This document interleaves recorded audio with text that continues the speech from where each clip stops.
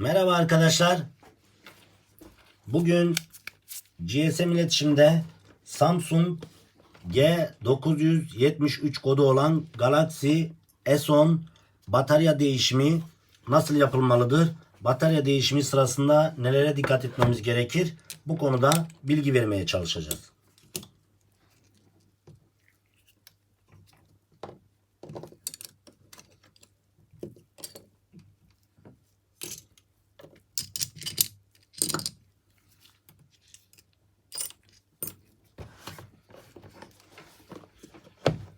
Evet, gördüğünüz gibi Samsung Galaxy S10.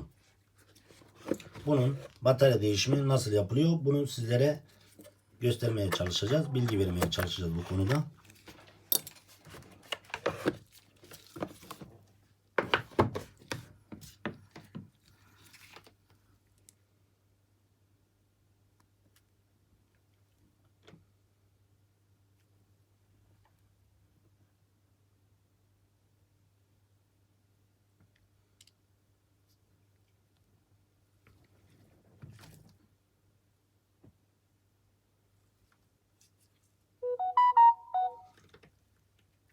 Öncelikle telefonu kapatıyoruz.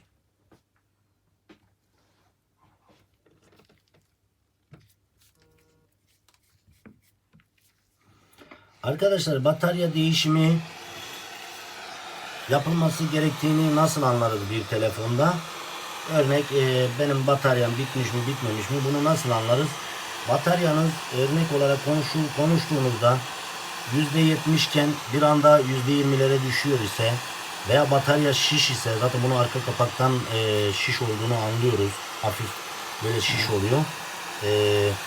Üçüncüsü ise telefonla konuştuğumuzda bir anda telefonunuz kapanıyor ise bunların %99 sorunu bataryadan oluyor arkadaşlar. Veya şarja taktığınızda şarj almıyorsa bazen onunla da karşılaşıyoruz, bataryadan olduğunu. Genelde şarj soketini yapıyor ama bazen bataryadan olduğunu da görüyoruz.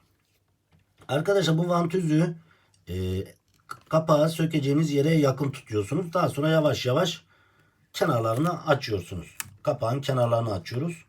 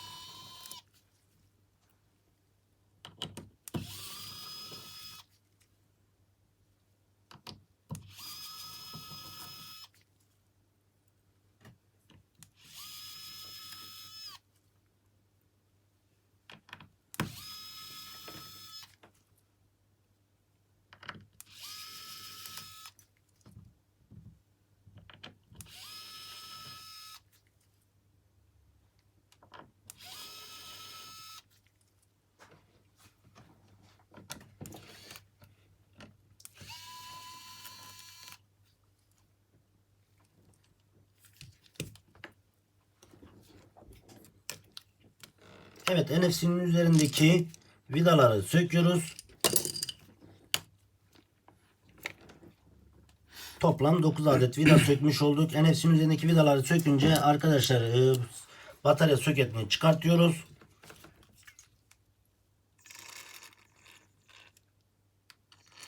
Sıktığımız sıvı uçucudur. Sadece bataryanın rahat çıkmasını sağlar.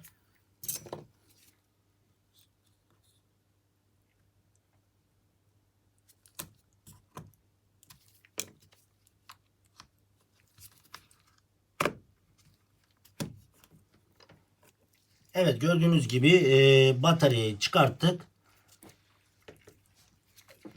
Evet.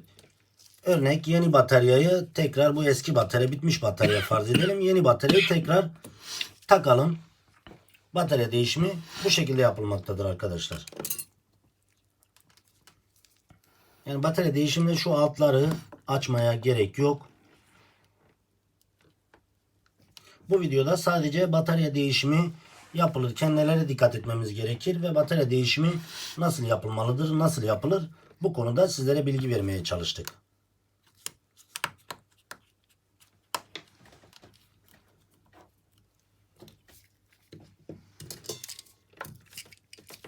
Toplam şuradaki 9 adet vida söküyoruz. Alttakilerini sökmüyoruz batarya değişimi sırasında.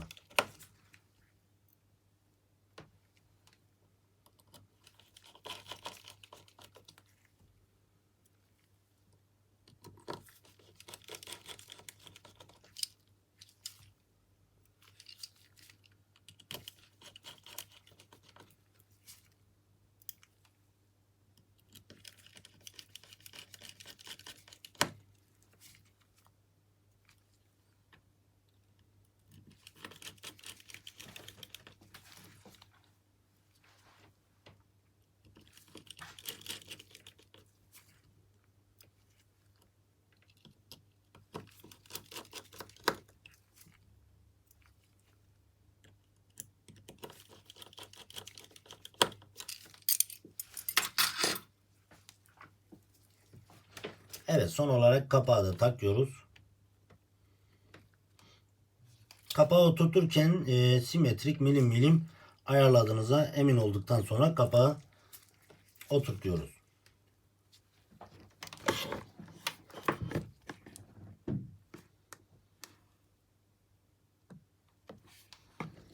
Evet arkadaşlar, gördüğünüz gibi Samsung G973 Galaxy S10 batarya değişimi bu şekilde yapılmaktadır. İzlediğiniz için teşekkür ederim.